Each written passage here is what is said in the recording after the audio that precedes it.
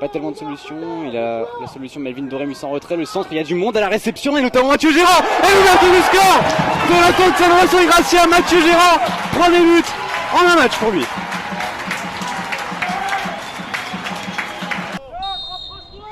Pour essayer de contrer le tir de Rémi Sergio, c'est bien tiré, c'est la tête et c'est carré. Quel arrêt de but. Et finalement le but en deux temps. Les joueurs de Villefranche qui permettent de mettre ce but au fond et comme un symbole. C'est la recrue, l'expérimenté Nicolas Burel qui permet à Villefranche de revenir. Un joueur qui a une certaine pression, ce qui peut se comprendre, il a envie qu'il se lâche. Il le sait qu'ils ont le potentiel pour. Et ça part facilement dans le dos encore une fois, le centre d'Henry, second poteau, c'est un bon ballon, ça pourrait être Chili. C'est un très bon ballon pour Patrick Etchili. L'homme en forme du stade Lavallois en fin de saison dernière n'aurait besoin que de 15 minutes pour dire à Chambly qu'il est présent à 0. Voici, pied droit, ballon brossé, la tête coupée, le but. L'égalisation Marcel. Temps additionnel minimum de 2 minutes. C'est amplement suffisant pour permettre à Nicolas Suchet de bien égaliser, me semble-t-il. Qu'est-ce que c'était bien tiré, Julien, de la part de Rémi.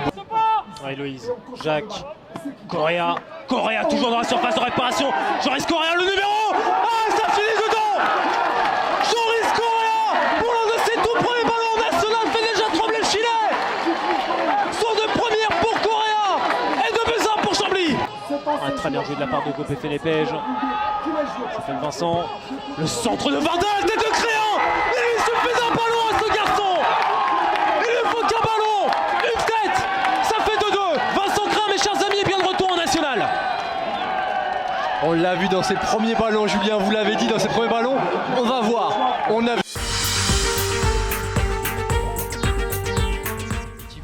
de serein. En effet, hein, c'était un petit trait d'humour, chers amis. Oh, attention, oh, attention à ce contact. Attention à ce contact.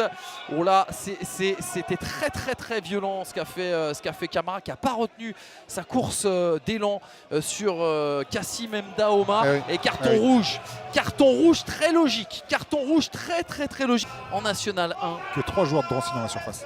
Oh, attention, c'est bien enroulé. Oh là, quel arrêt à nouveau de Rifi Mandanda. Il est magnifique, c'était bien fait. Attention à Ouamou, là, Nassim Ouamou dans cette surface de réparation qui va les provoquer. Il se lance des pieds droits, c'est bien fait. Oh, c'était bien enroulé à nouveau. Quelle occasion pour Nassim Ouamou. La dernière ou l'avant-dernière journée, bien, qui était en recherche de points. C'est pas facile, oh, attention. Et l'ouverture du score, voilà, on parle, mais pendant ce temps-là, ça joue du côté de Tours avec l'ouverture du score. Elle est signée du numéro 7, Romain Bayard, très bien servi. Et Romain Bayard, après 6 minutes de jeu à peine, eh bien, qui vient ouvrir le score. Là-bas, il me semble qu'il y a Martin François et Mehdi Chahiri. Tous les trois à l'échauffement. Attention, une bonne occasion, c'est l'ouverture du score. L'ouverture du score cette saison, il n'aura pas dû attendre que 54 minutes de jeu pour voir lui à sa branche inscrire son premier but de la saison, et ce par l'intermédiaire de l'ancien Messin Youssef Maziz. La saison passée, ils avaient marqué après 163 minutes de jeu.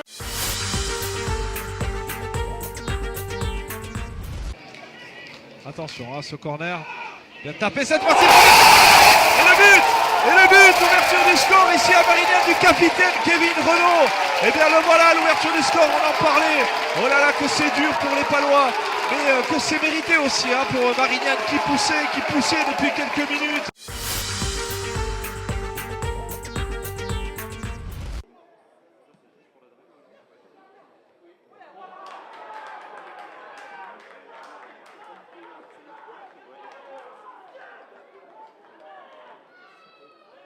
Contrôle est bien défendu, même si on a réussi à passer l'épaule. Le centre, deuxième poteau, l'égalisation du Cherboise sur cette petite confusion. Le centre, au second poteau, il n'y a personne. La reprise. Oh, quel but! Quel but! Quel but du Cherbois! En 2 minutes, les deux Cherbois! Mais attention, là, il y a un 2 contre 1 là, au second poteau, il n'a pas été vu. Et attention, la frappe! frappe et finalement le but de Dorian Caddy. Hugo Bonnet. C'est Hugo Bonnet. Période avec Silla et... Oh là là, Silla il s'est baladé là et il va mettre une petite frappe qui a été repoussée par le gardien. Finalement il peut tomber, c'est le but signé de Sébastien Chéret pour le FBVP 0-1. Ah oui, c'est Silla là qui a fait tout le travail. Il est parti sur le côté droit, il a fait... Donc pied droit, c'est plus axial. Oh le ballon qui a été dévié par Bellarussi et le but d'égalisation. Oh là là, non, il y a hors-jeu. Oh, ça va râler. Oh, ils sont furieux. Oh, ça va râler, ils sont furieux. Ils vont... Qu'est-ce qui se passe alors visiblement le but peut-il être accepté? Il y a un désaccord entre l'arbitre central et son arbitre de touche. Que se passe-t-il là? Il a été accordé le but. Oh, il est le accordé. but est... Non, il faut forcément continuer à jouer de l'avant pour essayer de marquer ce but. Maintenant... Oh la frappe, le poteau, et le but! Et le but, et ben voilà justement, on en parlait il y a quelques secondes, cette grosse frappe de... Alors on va le voir dans quelques instants de qui il s'agit. C'est venu de nulle part. On parlait en première période notamment de ces frappes lointaines, et ben justement c'en est la preuve. Très belle frappe. Makedjouf et peut-être une possibilité pour Bakir. Bakir qui se met finalement sur son pied gauche. Il y a peut-être des possibilités. Il va finalement revenir derrière. Ah dommage, il aurait peut-être pu tenter sa chance, l'ancien Choletais. Finalement ça revient derrière avec Alexis Bossetti. L'arrêt de Souchot. Bossetti qui attend le ballon. Et penalty. Penalty pour le stade. Bossetti Souchot. Et but. L'égalisation du stade Lavallois. But signé Alexis Bossetti. Égalisation pour le stade Lavallois sur ce pénalty très bien tiré. Il a été chercher l'endroit qui est toujours très compliqué pour un gardien pour aller la chercher.